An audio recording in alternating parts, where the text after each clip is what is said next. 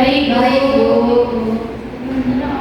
Sebelum kita memulai pelajaran, mari kita berdoa dulu.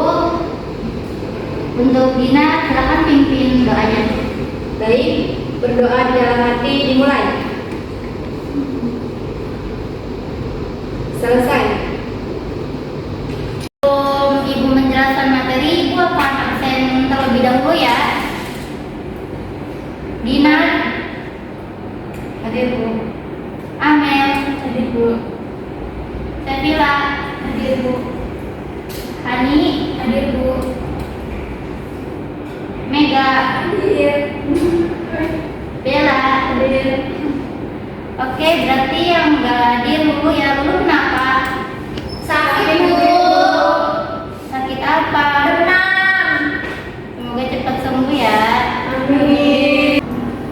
Anak-anak, senang sekali kita sekarang dapat berkumpul kembali dalam pelajaran bahasa Indonesia.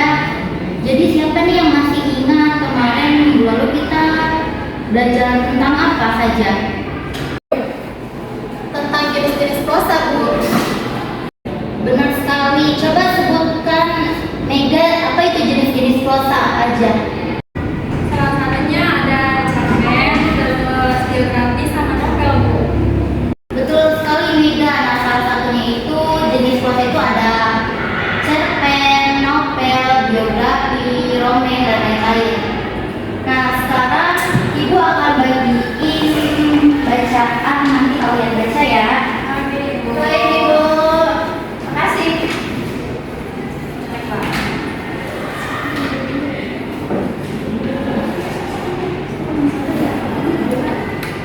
Ada yang dapat dua? Ada, Bu.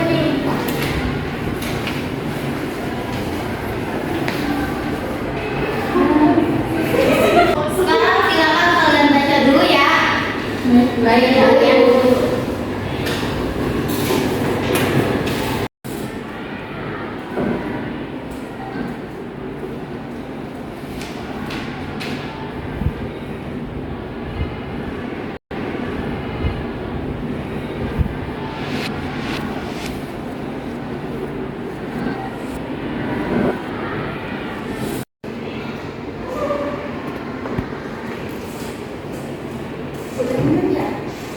Nah, tadi kan kalian udah baca cerita ya. Ada yang coba tadi kalian baca cerita apa?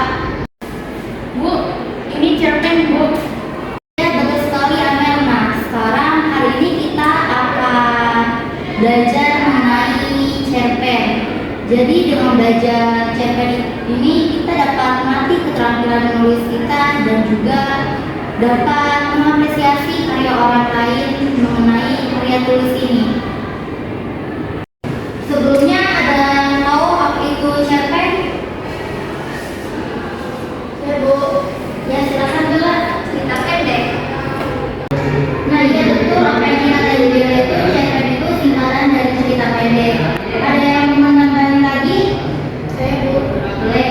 Cerpen itu adalah karangan pendek yang berbentuk prosa. Ya betul Hani. Nah tadi udah dijelasin sama Bella dan Hani ya apa itu cerpen. Nah sekarang Ibu akan jelasin lebih kita lagi apa itu yang dimaksud dengan cerpen atau cerita pendek. Jadi kita lihat di depan bahwa cerpen itu karangan yang menceritakan suatu rekaman dalam bentuk cerita yang singkat atau pendek. Setelah kalian tahu apa itu cerpen, jadi nanti ada ciri-cirinya dalam sebuah cerpen itu. Cirinya itu ada ceritanya fiktif atau rekaman, jadi bukan nyata, tapi suatu khayalan dari pengarang itu sendiri. Terus yang kedua itu ada fokus pada satu aspek cerita. Jadi ceritanya itu nggak kemana-mana gitu, nggak ada beberapa cerita, jadi hanya salah satu cerita dan tertuju pada cerita itu aja. Yang ketiga itu ada mengungkapkan masalah yang penting saja dalam cerita tersebut. Terus kalian juga harus tahu bahwa di cerpen ini menyajikan peristiwa yang sangat jelas. Jadi ceritanya itu langsung ke suatu masalah yang terjadi. Nah, tadi yang telah kalian kalian sebutin bahwa cerpen itu ceritanya yang singkat, pendek, jadi bisa kalian baca hanya dengan sekali duduk saja. Terus bahasanya juga tajam dan menarik sehingga orang-orang tertarik gitu untuk baca cerpen. Nah, kalau di novel itu kan tokoh-tokohnya banyak sampai puluhan. Kalau di cerpen ini tokohnya terbatas, hanya sedikit, antara 1 sampai 3 tokoh saja.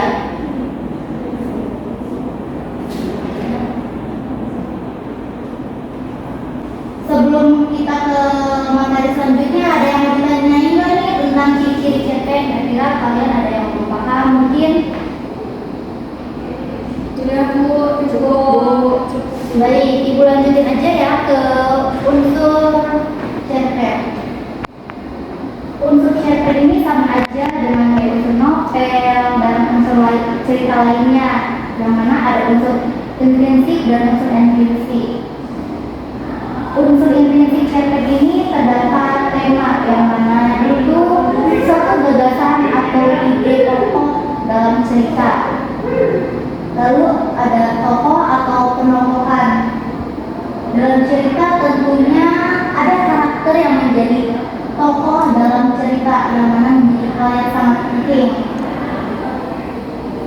Dan penokohan itu ada dalam tokoh yang mana menyajikan watak-watak si tokoh cerita. Jadi tanpa ada penokohan di tokohnya, mungkin cerita itu akan flat saja. Terus unsur selanjutnya ada alur. Alur itu rangkaian peristiwa dalam cerita. Alur dibagi menjadi 3 bagian. Yang pertama ada alur mundur, alur maju, dan alur campuran. Alur maju itu menceritakan suatu cerita dari masa sekarang ke masa yang akan datang. Nah, sedangkan alur mundur itu menceritakan suatu cerita dari masa sekarang dengan cerita masa lampau. Nah, kalau alur campuran itu alur yang mencampur. Jadi ada yang menceritakan alur yang sekarang, yang dahulu, terus sekarang lagi, dahulu lagi. Jadi yang alur itu seperti itu. Selanjutnya ada latar. Latar itu biasanya disebut dengan setting. Coba ada yang tahu nggak latar itu ada apa aja? Boleh? Saya mau. Ya boleh ya. Latar itu ada latar waktu, latar tempat, dan latar suasana. Betul, Amel.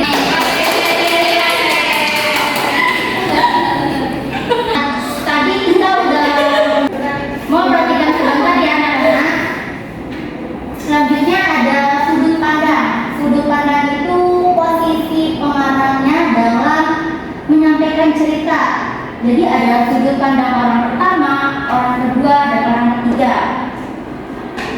Terus juga ada gaya bahasa. Gaya bahasa itu pengelolaan bahasa yang digunakan oleh pengarang itu sendiri untuk menghasilkan suatu karya sastra.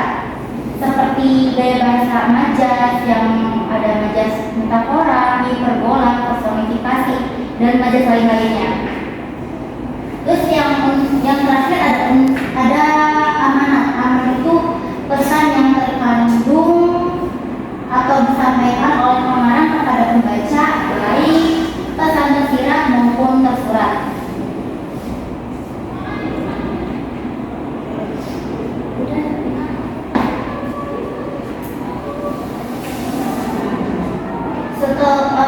Terdapat juga untuk ekstrinsik dalam cerpen. Yang pertama ada nilai moral. Ada yang tahu nggak nilai moral itu apa?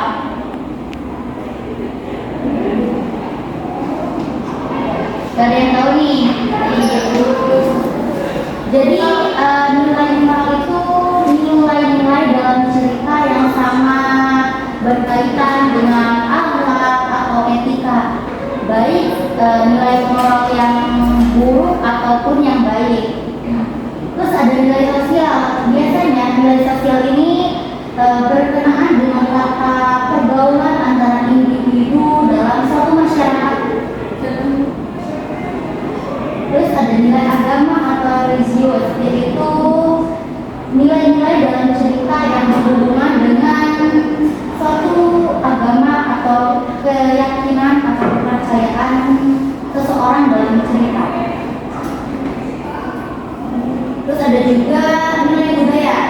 Nilai budaya ini suatu kebiasaan atau tradisi istiadat yang berlaku pada suatu daerah. Misalkan pada daerah kalian ada suatu adat istiadat apa yang menjadi hal kebiasaan, misalkan kayak babarit atau sedekah bumi misalkan.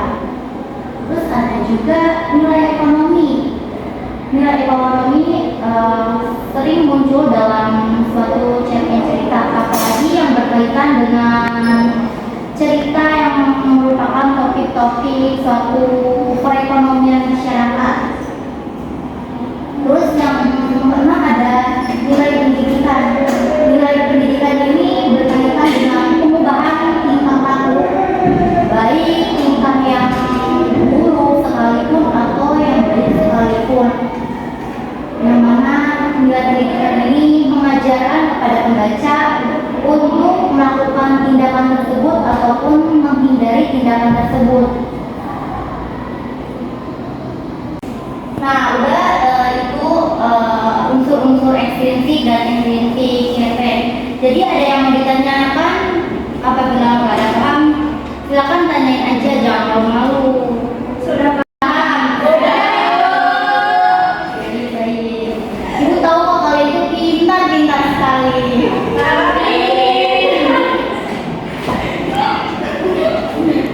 Berarti kalau kalian udah paham semua, udah mengerti mengenai materi cerpen ini, dan tolong perhatikan dulu ya.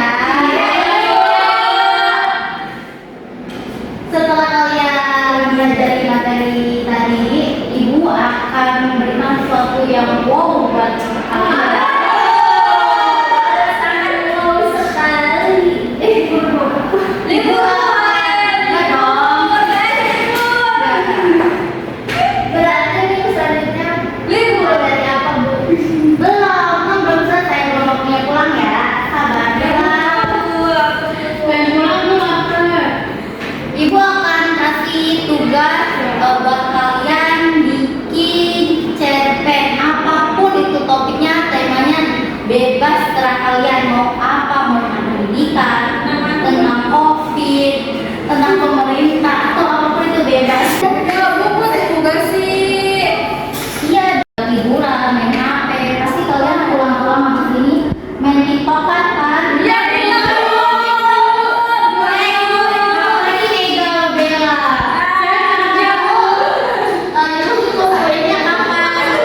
dikumpulinnya minggu depan. Cepet banget, itu nanti ceritanya dipresentasiin gak, Bu? Maksudnya diceritain di depan kelas? Ya, nanti diceritain, Ibu periksa dulu, baru nanti kalian presentasiin di depan teman-teman kalian apa itu karangan yang kalian buat, biar teman-temannya tahu, oh bahwa Bella bikin cerita ini, itu ceritanya gimana. Paham kan tentang materi dan tugasnya untuk minggu depan? Sudah. Jadi sekarang udah waktunya jam pelajaran terakhir. Sebelum kita ke penutup, coba ada yang mau menyimpulkan tadi kita belajar tentang apa aja? Siapa yang menyimpulin? Saya, Bu. Ya, baik. Siapa namanya? Kalau dari catatan saya, cerpen merupakan karangan fiktif yang menceritakan sebagian kehidupan seseorang yang diceritakan secara singkat atau pendek. Adapun ciri-ciri dari cerpen itu, yang pertama, ceritanya fiktif atau rekaan, yang kedua fokus pada suatu aspek cerita, yang ketiga mengungkapkan masalah yang penting saja, yang keempat menyajikan peristiwa dengan jelas, yang kelima ceritanya singkat, yang keenam menggunakan bahasa yang tajam dan menarik, dan yang terakhir tokoh terbatas sekitar 1-3 tokoh saja, Bu. Selanjutnya unsur intrinsik cerpen itu, yang pertama ada tema, yang kedua ada tokoh atau penokohan, yang ketiga ada alur, yang keempat latar, yang kelima sudut pandang, yang keenam gaya bahasa, dan yang terakhir amanah. Selanjutnya unsur ekstrinsik Bu. Yang pertama ada nilai moral, yang kedua nilai sosial, yang ketiga nilai agama atau religi, yang keempat itu nilai budaya, yang kelima nilai ekonomi, dan yang terakhir itu nilai pendidikan Bu. Ya betul apa yang tadi disimpulkan oleh Amel. Kita telah belajar tentang pengertian cerpen, ciri-ciri cerpen, terus unsur intrinsik dan ekstrinsiknya. Pembelajaran pertemuan hari ini kita sudahi saja sampai cerpen. Jangan lupa untuk tugasnya dikerjakan ya. Iya Bu. Baik anak-anak, sebelum diakhiri pembelajarannya, alangkah baiknya kita berdoa terlebih dahulu. Silakan untuk KM dipimpin doanya. Berdoa di dalam hati, mulai. Selesai. Assalamualaikum warahmatullahi wabarakatuh.